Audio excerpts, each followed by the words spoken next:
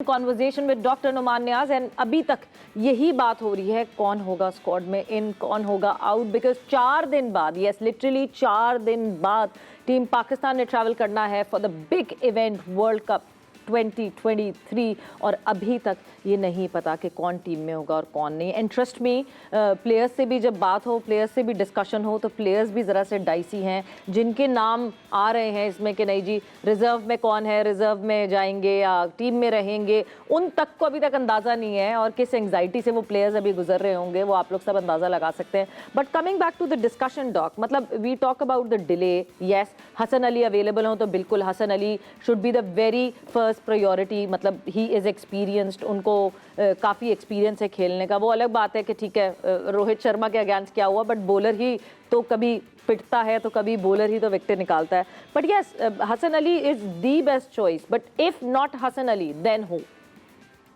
देखिए बात सुने, जमान खान जो है ना वो एक बहुत टैलेंटेड बॉलर है और उसने एशिया कप में जैसे इम्पैक्ट क्रिएट किया, लास्ट ओवर वो बेहतरीन करता है, लेकिन 6-7 लिस्ट के साथ इंडिया में उससे डिमांड करना कि वो 10 ओवर्स में आर्किटेक्ट बन जाएगा और बॉलिंग प्लान्स एग्जीक्यूट कर पाएगा will be a bit too much to a player जो बहुत रॉ है, बहुत टैलेंटेड है एंड फ्यूचर बैकएंड्स।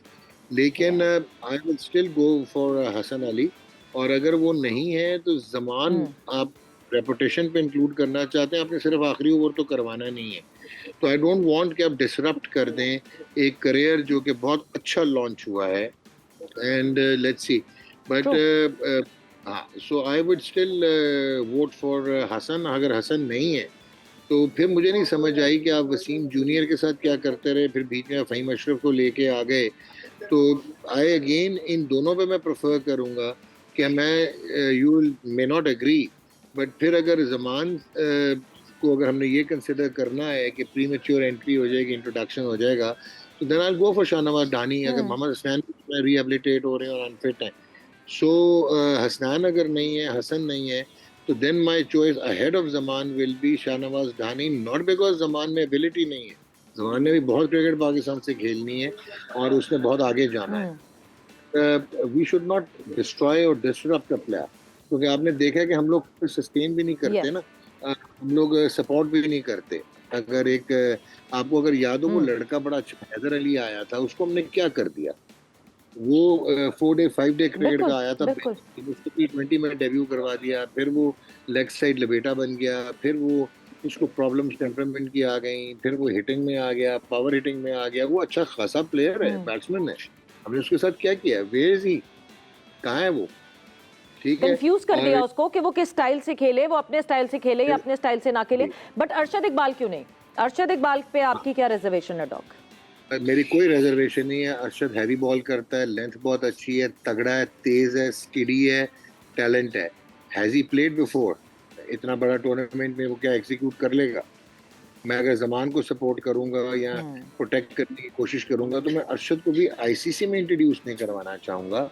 मैं उसको वर्ल्ड कप के बाद जरूर वो मेरे फ्रेमवर्क में रहेगा। वो brilliantly is coming up, is good, और चाहे T20 हो चाहे वन, उसमें एबिलिटी है, वो वनडे में भी जोन बॉलिंग करके और बीच में इकोनॉमी बेस भी कर सकता है, हैवी बॉल भी कर सकता है। So at the end of the day yes Arshad can be a choice, but I will still go for someone जिसको थोड़ा सा वो कहते हैं ना मार खाने का तजर्बा भी हो, कि हाथ पाँव ना भूल जाए, क्योंकि आपकी काफी लग जाएगी वहां। But at the end of the day Sarfaraz Ahmed को मिड ऑर्डर की तो हाँ, आपने ऐसा नाम ले दिया डॉक, वो नाम सुन के लोगों को पसंद नहीं आता है बिल्कुल भी जब भी हम ये बात करते हैं, क्योंकि हम एक्सपीरियंस की बात करते हैं और ऑब्वियसली एक्सपीरियंस्ड प्लेयर ही जाने चाहिए जब वर्ल्ड कप के लिए इंडिया जा रहे हैं। मगर यस, कुछ लोगों ने डिस्कार्ड, ऐसे कुछ लोग ऐसे डिस्कार्ड हो जाते हैं जो जिनको बिल्कुल ही डिस्कार्ड कर दिया जाता है। दो के आई बिलीव कि क्यों नहीं, क्यों आप एक्सपीरियंस लेके नहीं जाएंगे?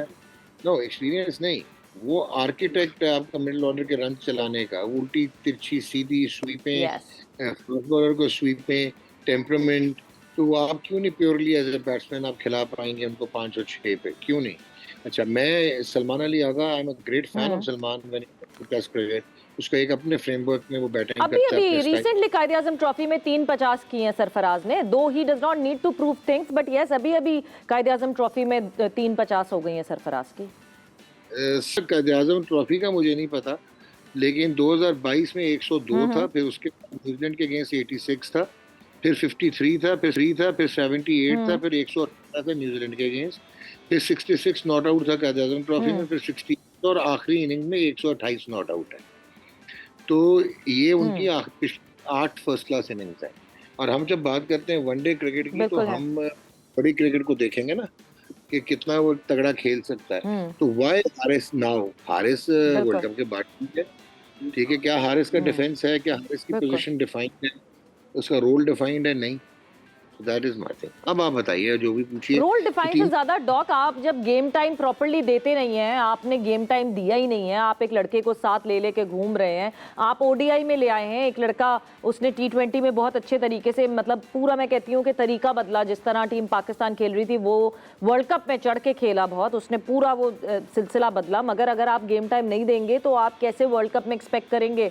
9 मैचेस हैं, 5 डिफरेंट वेन्यूज हैं, पाकिस्तान की रिगरस ट्रैवलिंग है, उस ट्रैवलिंग के बावजूद मतलब ये सुपर ह्यूमंस तो नहीं है ना, खुदा ना खास्ता इंसान है, गॉड गॉड फॉरबिड, कोई भी कहीं भी इंजर्ड हो सकता है। आपने अगर ये सोचा वही नहीं है कि कोई बैकअप पे किसी को तैयार करना है, तो ये तो बहुत मुश्किल हो जाएगा। बट स्क्वाड तो देखिए डॉक, मोस्ट प्रॉब्ली कल जो है वो स्क्वाड आ जाएगा, ऐलान हो जाएगा। आईसीसी ने आज कुछ इंस्ट्रक्शंस दी गई हैं, क्या क्या किस तरह की पिच होनी चाहिए, किस तरह की बाउंड्रीज होनी चाहिए। आईसीसी की जो इंस्ट्रक्शंस जो दी गई हैं, एक तो मोर ग्रास इन द पिच, कि मतलब बिकॉज बहुत ज़्यादा ऐसा ना हो कि कोई रैंक टर्नर मिल जाए रास्ते में, कोई मतलब कोई ऐसा हो जाए कि नहीं जी हो ही ना सके एक अच्छा मुकाबला। Then boundary size should not be kept more than 70 metres, एक और ये चीज़ रखी है, should be kept more than 70 metre से छोटी बाउंड्री नहीं होनी चाहिए, 70 मीटर से बड़ी ही बाउंड्री होनी चाहिए। और उसके बाद क्योंकि ये जो टाइम फ्रेम है अक्टूबर का नवंबर का, इसमें इस हमारे खित्ते में पाकिस्तान हो गया, इंडिया हो गया, इवन अगर आप श्रीलंका बांग्लादेश की बात करें, ड्यू फैक्टर बहुत ज़्यादा होता है। और हमने यूएई में देखा है ड्यू फैक्टर की वजह से टॉस के ऊपर जो है वो टीम्स को जीत मिल रही थी। So using of waiting agent जो है वो 7 इंस्ट्रक्शंस में दिया गया, क्योंकि जो टॉस एडवांटेज है उसको किल कर दिया जाए। एब्सोल्युटली, ये तो फैंटास्टिक सजेशंस हैं। ये देखें, बाउंड्री छोटी करके आप एलिमिनेट करते जा रहे हैं बॉलर्स। अगर आप देखें टी20 के एडवेंट के बाद एक्सप्रेस फास्ट बॉलर्स खत्म होना शुरू हो गए थे। वो तो थैंक हेवंस के दोबारा टेस्ट क्रिकेट रिवाइव हुई, जो कि सीना कंट्रीज में, और वहाँ पे हमने देखा 150 प्लस दोबारा आना शुरू हुए। बट एक टाइम आया था वैक्यूम था। और अब आप देख लो कि बॉलर्स के लिए कितना डिसएडवांटेज है, और एंटरटेनमेंट के लिए टू हैव 4 or 6 गैलर playing for the gallery and for the brands and sponsors and high scoring matches जो हैं वो ज़्यादा एंटरटेनिंग और इंथ्रॉलिंग हो जाते हैं। तो I think this very good कि 70 मीटर से ज़्यादा बाउंड्री जो है वो एक्सेप्टेबल होगी, and this is a very good thing. बाकी जहाँ तक आपकी ये नई टेक्नोलॉजीज़ हैं, इनोवेशंस हैं, जिसमें वो ड्राई करने के लिए और व्यू फैक्टर को जो है उसके अगेंस्ट काम करने के लिए, आई थिंक पर्सनली फील कि ये बड़ा एक अच्छा आईसीसी की वजाहतें हैं। इंडिया में ये नहीं है कि अच्छी पिचेस नहीं होती हैं, आप इंडियन प्रीमियर लीग में भी देखते हो बड़ी अच्छी सपोर्टिव पिचेस भी होती हैं। अहमदाबाद, जहाँ पे पाकिस्तान का मैच इंडिया से, वो बहुत सपोर्टिव पिच है, जहाँ पे नया गेंद भी हिलता है और जहाँ पे फिर स्पिनर्स जो हैं वो बीच में मिडल ओवर्स में आके इफेक्टिव होते हैं। सो पिचेस अच्छी बनेंगी और आईसीसी इसको इंश्योर करेगा। टूर्नामेंट बहुत बड़ा होने जा रहा है, बहुत अच्छा होने जा रहा है, और वो जो रैंक टर्नर्स बनते हैं वो तो अपने एडवांटेज के लिए टेस्ट क्रिकेट में इंडिया बनाता है। So I don't see any reason कि हमें किसी भी मैच में उस किस्म की पिचेस नजर आए। So more grass in the pitch would be like an equal advantage for the bowlers and batters. देखो, मोर ग्रास में ज़रूरी नहीं है कि वो कोई कान के पास से गेंद निकल जाएगा, कि पिच की सॉइल किस किस्म की, उसका कॉम्पोजिशन क्या है, उसको होल्ड करने के लिए, उसको Yes. अच्छा खिलाने के लिए कि वो 100 ओवर्स जो है वो सस्टेन करे।